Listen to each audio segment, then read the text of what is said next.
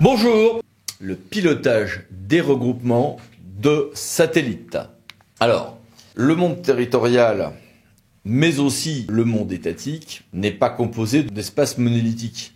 On a aussi des satellites, au point d'aboutir à des choses parfois complexes.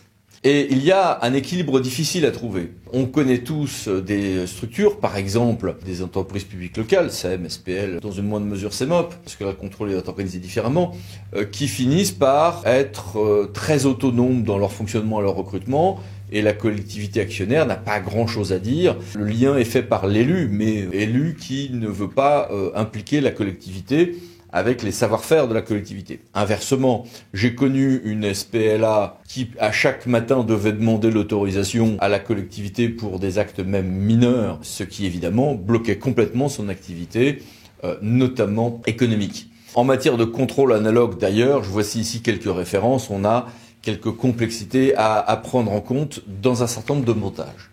Parfois, on va créer ou regrouper dans des structures unitaires. Quand un département va faire une agence technique départementale, va-t-il intégrer ou pas des activités avec le CAUE, parfois l'association des maires, etc. ou pas. Parfois, on crée un EPCC, mais qui regroupe différentes activités existantes. Oui, mais en laissant de l'autonomie à telle activité, telle association, telle branche qui d'ailleurs ne sera parfois à TVA ou notre nom, etc. Dans syndicats mixtes, parfois on regroupe des syndicats mixtes, mais à la carte. Ou parfois on va faire des regroupements par fonction support, des conventions de mutualisation, des achats communs, des groupements d'employeurs, s'agissant d'acteurs de droit privé ou des GIE dans certains cas, dont certains abusent d'ailleurs. On aboutit presque toujours à une comparaison de plein de scénarios possibles avec des avantages, des inconvénients ou des caractéristiques différentes qui nécessitent un travail au cas par cas. Là, dans ce domaine, comme souvent, le droit pris en amont, c'est un atout. En aval, ce sont des complexités. J'ai vu un dossier, par exemple, récemment, où un certain nombre de regroupements conduisaient à perdre beaucoup de capacités en matière de financement, que ce soit subvention ou du FCTVA. Sur tout ceci, quelques questions à Michel Snell. Bonjour Michel. Bonjour à tous. Première question, quelles sont les conditions du succès d'une telle transition? Qu'on parle d'une création de satellites ou de regroupement de structures. Un certain nombre de conditions sont à réunir pour garantir le succès des évolutions envisagées pour aligner donc le fonctionnement du ou des satellites avec la stratégie de la collectivité de rattachement. Tout d'abord, il s'agit de poser un leadership important, un portage politique qui va permettre l'implication de l'ensemble des parties prenantes. L'implication des parties prenantes qui va commencer par les agents de la collectivité, par les salariés du ou des satellites, qui doivent, dès le début, être associés au projet. Ensuite, aujourd'hui, plus personne n'agit sur le territoire, quel que soit le domaine de compétences à mobiliser, seul. Il s'agit de faire le point sur quels sont les acteurs qui ont un domaine d'intervention proche du ou des satellites, et il s'agit de travailler avec eux à développer des coopérations, des liens de confiance pour que l'action du satellite s'inscrive dans une action globale permettant une offre de services optimisée à destination des territoires et des usagers. Et là, il y a une démarche réellement de création d'un nouveau modèle d'affaires. Et oui, nous parlons de modèle d'affaires et même de business model pour définir la valeur ajoutée, l'offre que ce satellite, qu'il soit nouveau ou en pleine évolution, va pouvoir proposer, de façon à ce que chacun s'y retrouve et qu'il y ait un véritable modèle économique qui soit posé pour en assurer le bon fonctionnement et pour garantir que tout euro investi se retrouve dans une valeur ajoutée apportée au territoire et aux usagers. Bien évidemment, tout au long de cette logique, de cette démarche, il faut s'assurer que la structure juridique envisagée soit en accord avec le sens défini par et pour ce nouvel acteur ou cet acteur en pleine évolution.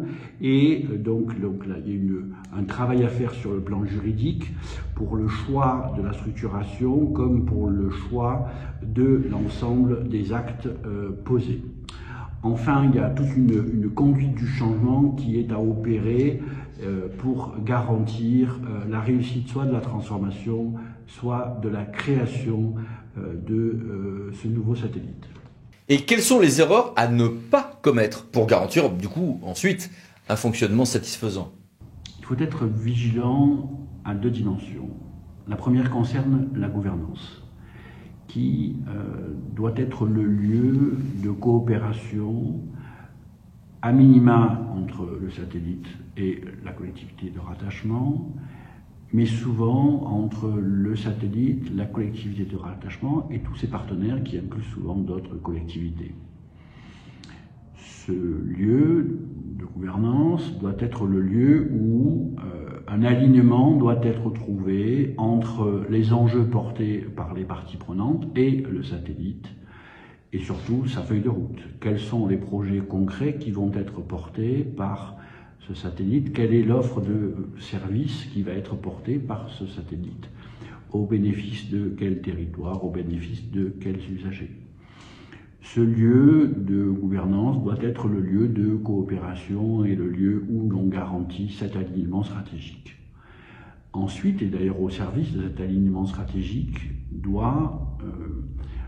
nous devons nous intéresser au système de pilotage et au système de reporting. Système de pilotage qui va permettre de mesurer la performance du satellite et système de reporting qui va permettre de s'assurer que le reporting permet bien à chaque partie prenante de comprendre que l'action du satellite est bien en adéquation avec sa stratégie. Système de reporting qui doit donc intégrer les cultures, les connaissances, les préoccupations et les enjeux de chaque partie prenante. C'est ces éléments-là qui vont garantir le bon fonctionnement d'un satellite et qui vont aussi garantir l'intérêt pour chaque partie prenante à coopérer avec les autres au bénéfice des territoires, au bénéfice des usagers. Bien, merci beaucoup Michel. Merci et à bientôt. Et merci à vous.